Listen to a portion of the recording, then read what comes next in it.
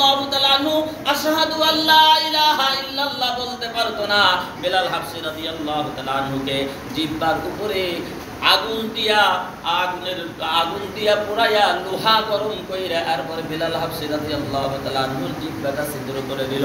আল্লাহ রাসূল সাল্লাল্লাহু আলাইহি ওয়াসাল্লামের দরবারে গেল। আল্লাহ রাসূল সাল্লাল্লাহু আলাইহি ওয়াসাল্লাম এমন একজন পয়গম্বর ছিল, শাহাদাত আঙ্গুলটা বেলালের গালের মধ্যে দিল, সাথে সাথে রব্বুল আলামিন তারে ভালো করে দিল। আমার নবী শুধু বিজ্ঞান ছিলেন না, আমার নবী একজন ঔষধ ছিলেন। যেরকম সুবহানাল্লাহ। গোটা পৃথিবী কুল মাখলুকের জন্য, মানুষের জন্য যা কিছু প্রয়োজন আমার নবীর আদর্শ, আমার নবীর আখলাক, আমার নবীর চরিত্র, এত দামি চরিত্র আল্লাহ রাব্বুল আলামিন কোরআনুল কারীমের মধ্যে জানাই দিলেন, ওয়া আরসালনাকা ইল্লা রাহমাতাল লিল আলামিন। সুবহানাল্লাহ। আমি শুধু মানুষের জন্য নবী হিসেবে বানাই নাই, আমি শুধু হিংস্র প্রাণীর জন্য বানাই নাই, আমি শুধু মৎস্য প্রাণীর জন্য আমার নবীকে বানাই নাই, আমি রব্বুল আলামিন কুল মাখলুকের রহমত হিসেবে আমি আল্লাহ রব্বুল আলামিন আমার নবীকে প্রেরণ করলাম। ও দুনিয়ার মানুষ, তোমরা ভালো করে শোনো, আমার নবীর আদর্শ যদি ধরতে পারো, আমার নবীর আখলাক যদি ধরতে পারো, আমার নবীর সুন্নাত যদি ধরতে পারো, আমি রব্বুল আলামিন আমার নবীর খাতিরে তোমারে মাফ করে দিব। সুবহানাল্লাহ। এমন নবী আল্লাহ পাক দিল, কত দামি নবী আল্লাহ রাব্বুল আলামিন আপনাকে আমাকে দিল। আল্লাহ পাক ইচ্ছা করলে আপনাকে আমাকে আদম নবীর উম্মত বানাইতে পারতো কি পারতো না? নূহ নবীর উম্মত বানাইতে পারতো কিনা? ঈসা নবীর উম্মত বানাইতে পারতো কিনা? ইউসুফ নবীর উম্মত বানাইতে পারতো।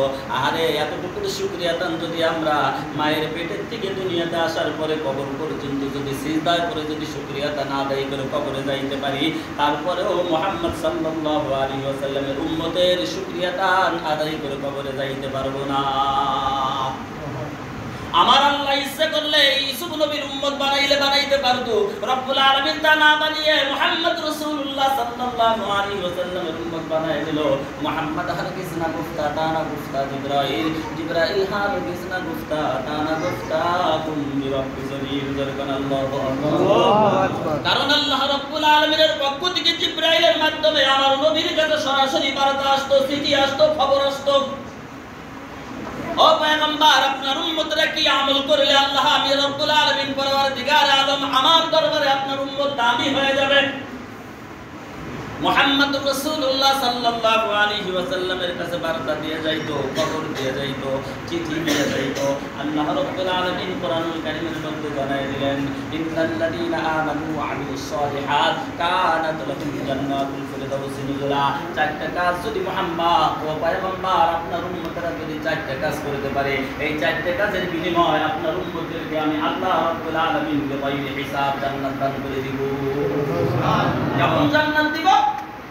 যেই জান্নাত এমন একটা নিয়ামত, যেই নিয়ামতের মধ্যে আল্লাহ তাআলা সুবহানাহু ওয়া তাআলা রব্বুল ইজ্জাত ওয়াল জালাল নিজেই বর্ণনা করতেছেন, এই জান্নাতের মধ্যে দুনিয়ার যত নাজ নিয়ামত আছে, এই নাজ নিয়ামতের চাইতে হাজার গুণে বেশি নাজ নিয়ামত আছে।